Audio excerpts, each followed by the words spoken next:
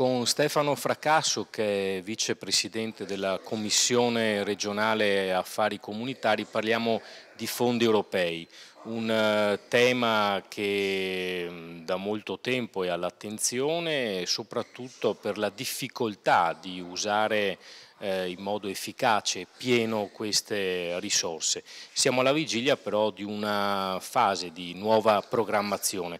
Quali sono le mosse, le priorità da dare in questo settore? La nuova programmazione inizia proprio il prossimo anno. In questi giorni il Parlamento europeo ha approvato il bilancio del settennato 2014-2020.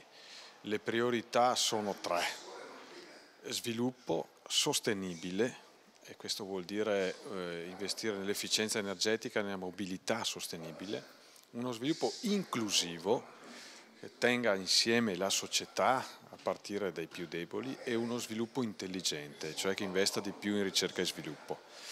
Non tutto questo è riuscito al Veneto con la passata programmazione, di cui abbiamo visto i risultati non sempre positivi.